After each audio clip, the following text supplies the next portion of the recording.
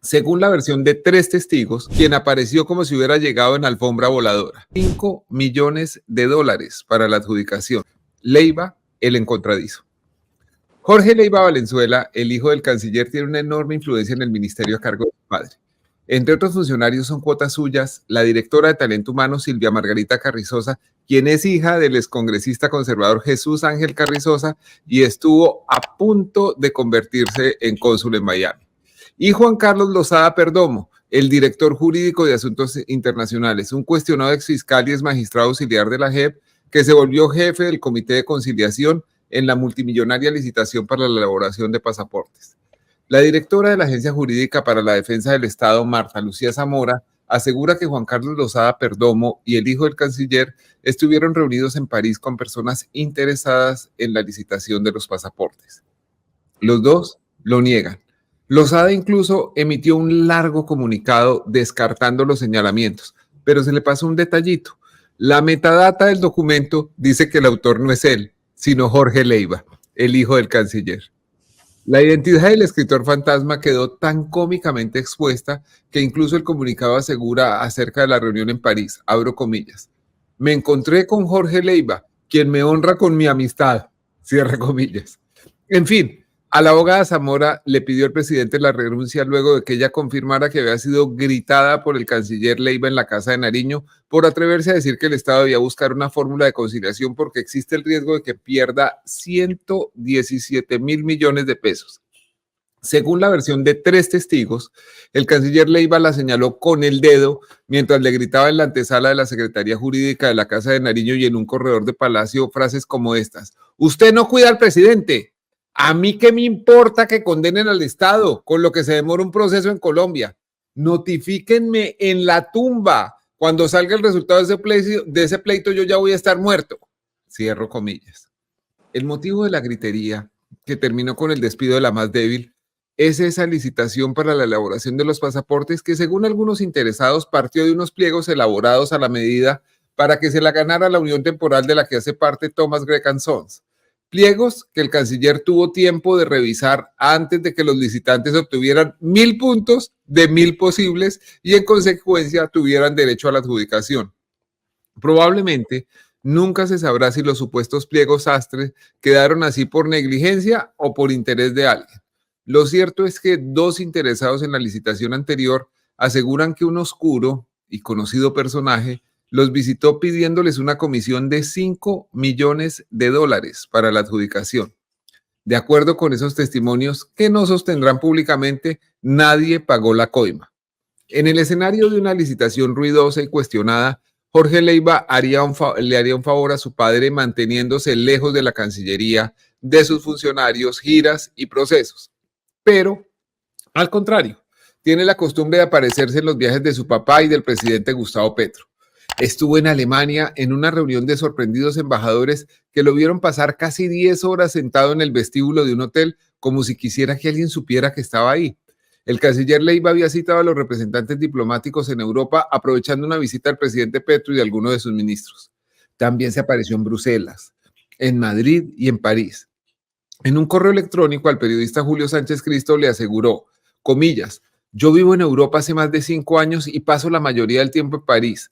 El mes pasado, el canciller y parte de su equipo, incluido Lozada, estuvieron en París, según me dijeron ellos en misión oficial. Aproveché para saludarlos y tuve el gran gusto de compartir con ellos en varios sitios luego de sus sesiones de trabajo, cierra comillas. Quizás le quedaba fácil verlos en París. Sin embargo, un alto funcionario de la presidencia me contó que Jorge Leiva se presentó de pronto y como de la nada en Santiago de Chile, a más de 14 horas de vuelo de París, coincidiendo con una gira presidencial. También ha aparecido en Buenos Aires. La semana pasada, mientras estallaba este escándalo, el canciller Leiva y el presidente Petro estaban en Dubái. Allá también se encontraron de golpe con Jorge Leiva, quien apareció como si hubiera llegado en alfombra voladora. Al tiempo que le escribía a Sánchez Cristo que vivía en Europa, varios miembros de la comitiva presidencial entendieron que ahora residía en los Emiratos Árabes Unidos. Esa es la columna. Tremenda. Increíble. Qué vaina Increíble. tremenda. Yo descubrí lo del ¿cómo se llama? El metadato. Metadata. Me lo descubrió y me parece fantástico eso. Si uno escribe y no tiene ni idea que hay alguien que puede llegar a determinar quién fue el autor, Sí, tiene señor. que escribirlo alguien. Mira, ahí está. Jorge Leiva tuvo que Jorge escribir Leiva. autor o no. Increíble. Sí, Güey, pucha. Se parece a esa experiencia que tanto comentamos en los Danieles del hermano de Duque. Eso Que te iba no a sé, decir. no sé si era mamón o no. Daniel Samper Ospina preguntó hasta el cansancio, pero se la pasaba rondando todas las rondas de negocios, aparecía en todas las embajadas. ¿Y sabes quién, Anita? pero ese También. viaja en el avión presidencial, ¿no? Sí, Este sí. no, este por lo menos llega por su propia cuenta. Sí, es verdad. Ese acumuló millas como pocos. Pero me recordó también un poquito el escándalo del ingeniero, ¿no? Hernández. Ese también tenía un hijo por ahí en el merodeo. ¿Es Sí. verdad? Sí. Claro, Sí. claro, pues, el que se hizo firmar la comisión en notaría, porque Claro. tenía desconfianza del contratista, entonces hizo firmar que iban a darle su comisión en notaría. Mi tajada de tanto y que quede ante notario porque yo no confío en usted. Muy serio. Muy Yo serio. siempre he sostenido, los Danieles, que solo deberían poderse elegir, y esto debería ir a la Constitución como norma, solteros, ojalá castrados, inclusive para que no haya posibilidades de que tengan hijos, y sin hermanos. Es decir, la cantidad de problemas que han tenido las familias presidenciales, no solo en Colombia, en todo el mundo, en Estados Unidos, en todas partes, han sido colosales. Y solteras también, ¿no? ¿Y qué? Las solteras también. Las solteras sin hijos también las podemos meter en esa norma. Sí. Bueno, si tú quieres, Anita. Sin hijas. Yo me animo de pronto. Bueno, ¿Y qué va a pasar con eso, Daniel Coronel?